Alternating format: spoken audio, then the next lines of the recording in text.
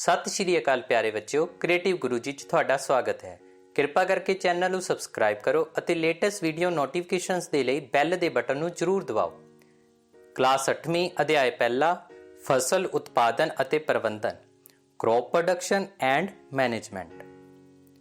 ਪਹੇਲੀ ਅਤੇ ਬੂਚੋ ਗਰਮੀਆਂ ਦੀਆਂ ਛੁੱਟੀਆਂ ਵਿੱਚ ਆਪਣੇ ਚਾਚਾ ਜੀ ਦੇ ਘਰ ਗਏ। ਉਹਨਾਂ ਦੇ ਚਾਚਾ ਜੀ ਕਿਸਾਨ ਹਨ। ਇੱਕ ਦਿਨ ਉਹਨਾਂ ਨੇ ਖੇਤ ਵਿੱਚ ਕੁਝ ਔਜ਼ਾਰ ਵੇਖੇ, ਜਿਵੇਂ ਕਿ ਖੁਰਪੀ, ਦਾਤੀ, ਬੇਲਚਾ, ਹਲ ਆਦਿ। ਮੈਂ ਜਾਣਨਾ ਚਾਹੁੰਦਾ ਹਾਂ ਕਿ ਇਹ ਔਜ਼ਾਰ ਅਸੀਂ ਕਿੱਥੇ ਅਤੇ ਕਿਵੇਂ ਵਰਤਦੇ ਹਾਂ। ਇਹਨਾਂ ਔਜ਼ਾਰਾਂ ਦੀ ਵਰਤੋਂ ਖੇਤੀ ਕਾਰਜਾਂ ਲਈ ਕੀਤੀ ਜਾਂਦੀ ਹੈ, ਜਿਵੇਂ ਖੁਰਪੀ ਦੀ ਵਰਤੋਂ ਗੋਡੀ ਕਰਨ ਲਈ ਕੀਤੀ ਜਾਂਦੀ ਹੈ, ਦਾਤੀ ਦੀ ਵਰਤੋਂ ਘਾਹ ਵੱਢਣ ਲਈ ਕੀਤੀ ਜਾਂਦੀ ਹੈ ਅਤੇ ਹਲ ਦੀ ਵਰਤੋਂ ਵਹਾਈ ਕਰਨ ਲਈ ਕੀਤੀ ਜਾਂਦੀ ਹੈ। ਤੁਸੀਂ ਸਾਰਿਆਂ ਨੇ ਪੜ੍ਹਿਆ ਹੈ ਕਿ ਸਾਰੇ ਜੀਵਾਂ ਨੂੰ ਜਿਉਂਦੇ ਰਹਿਣ ਲਈ ਭੋਜਨ ਦੀ ਜ਼ਰੂਰਤ ਹੁੰਦੀ ਹੈ। ਜਿੰਨੇ ਵੀ ਧਰਤੀ ਦੇ ਉੱਤੇ ਜੀਵ ਹੈ, ਉਹਨਾਂ ਸਾਰਿਆਂ ਨੂੰ ਜਿਉਂਦੇ ਰਹਿਣ ਲਈ ਭੋਜਨ ਦੀ ਜ਼ਰੂਰਤ ਹੈ। ਹਰੇ ਪੌਦੇ ਆਪਣਾ ਭੋਜਨ ਆਪ ਬਣਾਉਂਦੇ ਹਨ। ਕੀ ਤੁਸੀਂ ਸੋਚ ਸਕਦੇ ਹੋ ਕਿ ਹਰੇ ਪੌਦੇ ਆਪਣਾ ਭੋਜਨ ਕਿਵੇਂ ਸੰਸ਼ਲਿਤ ਕਰਦੇ ਹਨ? ਹਰੇ ਪੌਦੇ ਆਪਣਾ ਭੋਜਨ ਆਪ ਤਿਆਰ ਕਰ ਸਕਦੇ ਹਨ। ਪ੍ਰਕਾਸ਼ ਸੰਸ਼ਲੇਸ਼ਣ ਦੀ ਕਿਰਿਆ ਦੇ ਦੌਰਾਨ ਹਰੇ ਪੌਦੇ ਆਪਣਾ ਭੋਜਨ ਆਪ ਤਿਆਰ ਕਰਦੇ ਹਨ।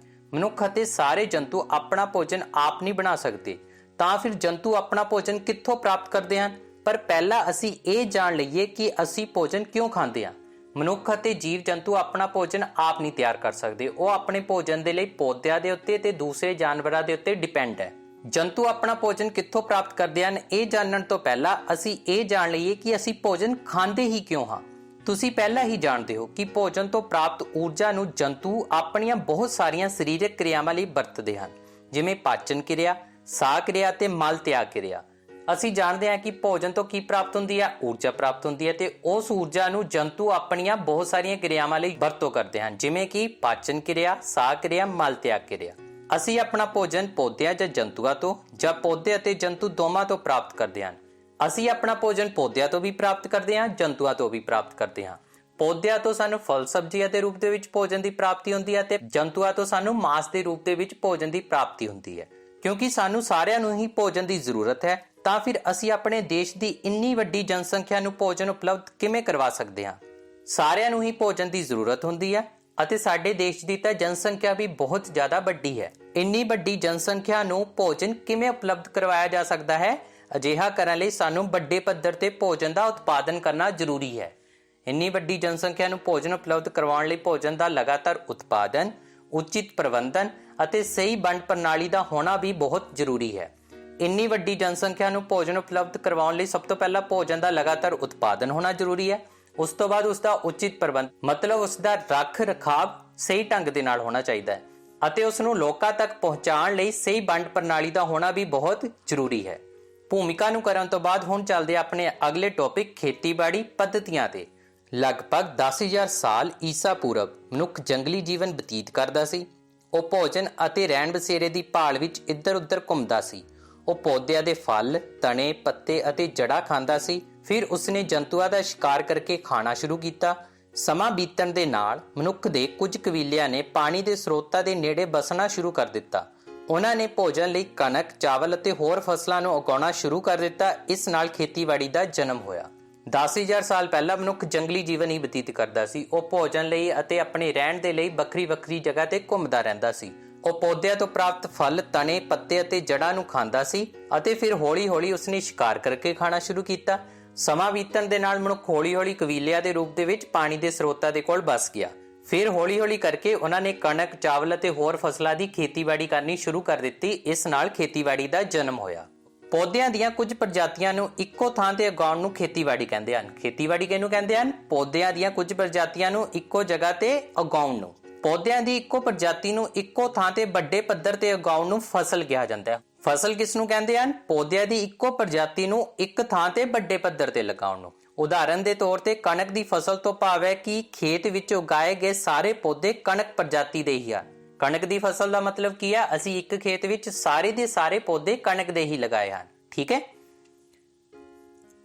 ਫਸਲਾਂ ਵੱਖ-ਵੱਖ ਕਿਸਮ ਦੀਆਂ ਹੁੰਦੀਆਂ ਹਨ, ਜਿਵੇਂ ਅਨਾਜ, ਦਾਲਾਂ, ਸਬਜ਼ੀਆਂ, ਫਲ ਆਦਿ। ਜਿਸ ਮੌਸਮ ਵਿੱਚ ਇਹ ਪੌਦੇ ਉਗਾਏ ਜਾਂਦੇ ਹਨ, ਉਸ ਦੇ ਆਧਾਰ ਤੇ ਅਸੀਂ ਫਸਲਾਂ ਦਾ ਵਰਗੀਕਰਨ ਕਰ ਸਕਦੇ ਹਾਂ। ਸਾਨੂੰ ਪਤਾ ਹੈ ਕਿ ਫਸਲਾਂ ਵੱਖ-ਵੱਖ ਕਿਸਮ ਦੀਆਂ ਹੁੰਦੀਆਂ ਹਨ। ਅਨਾਜ ਦੇਣ ਵਾਲੀਆਂ ਫਸਲਾਂ ਅਲੱਗ ਹੁੰਦੀਆਂ ਹਨ, ਦਾਲਾਂ ਵਾਲੀਆਂ ਫਸਲਾਂ ਅਲੱਗ ਹੁੰਦੀਆਂ ਹਨ, ਸਬਜ਼ੀਆਂ ਅਤੇ ਫਲ ਵਾਲੀਆਂ ਅਲੱਗ ਹੁੰਦੀਆਂ ਹਨ। ਜਿਸ ਮੌਸਮ ਵਿੱਚ ਪੌਦੇ ਉਗਾਏ ਜਾਂਦੇ ਹਨ, ਉਸੇ ਆਧਾਰ ਤੇ ਅਸੀਂ ਫਸਲਾਂ ਦਾ ਵਰਗੀਕਰਨ ਕਰ ਸਕਦੇ ਹਾਂ। ਭਾਰਤ ਇੱਕ ਵਿਸ਼ਾਲ ਦੇਸ਼ ਹੈ। ਮੌਸਮੀ ਹਾਲਾਤਾਂ ਵਿੱਚ ਜਿਵੇਂ ਤਾਪਮਾਨ, ਨਮੀ ਅਤੇ ਵਰਖਾ ਆਦਿ ਭਿੰਨ-ਭਿੰਨ ਖੇਤਰਾਂ ਵਿੱਚ ਭਿੰਨ-ਭਿੰਨ ਹਨ। ਭਾਰਤ ਇੱਕ ਬਹੁਤ ਵੱਡਾ ਦੇਸ਼ ਹੈ। ਇਸ ਦੇ ਵਿੱਚ ਭਿੰਨ-ਭਿੰਨ ਖੇਤਰਾਂ ਦੇ ਵਿੱਚ ਤਾਪਮਾਨ, ਨਮੀ ਅਤੇ ਵਰਖਾ ਦੀ ਮਾਤਰਾ ਵੀ ਭਿੰਨ-ਭਿੰਨ ਹੁੰਦੀ ਹੈ। ਇਸ ਲਈ ਸਾਡੇ ਦੇਸ਼ ਦੇ ਭਿੰਨ-ਭਿੰਨ ਖੇਤਰਾਂ ਵਿੱਚ ਭਿੰਨ-ਭਿੰਨ ਫਸਲਾਂ ਉਗਾਈਆਂ ਜਾਂਦੀਆਂ ਹਨ। ਭਿੰਨ-ਭਿੰਨ ਮੌਸਮੀ ਹਾਲਾਤ ਹੋਣ ਦੇ ਕਰਕੇ ਹੀ ਸਾਡੇ ਦੇਸ਼ ਦੇ ਭਿੰਨ-ਭਿੰਨ ਖੇਤਰਾਂ ਵਿੱਚ ਭਿੰਨ-ਭਿੰਨ ਫਸਲਾਂ ਉਗਾਈਆਂ ਜਾਂਦੀਆਂ ਹਨ। ਇੰਨੀ ਜ਼ਿਆਦਾ ਭਿੰਨਤਾ ਦੇ ਬਾਵਜੂਦ ਮੋٹے ਤੌਰ ਤੇ ਫਸਲਾਂ ਨੂੰ ਦੋ ਮੁੱਖ ਵਰਗਾਂ ਵਿੱਚ ਵੰਡਿਆ ਜਾਂਦਾ ਹੈ। ਪਹਿਲੀ ਕਿਸਮ ਦੀਆਂ ਫਸਲਾਂ ਖਰੀਫ ਦੀਆਂ ਫਸਲਾਂ।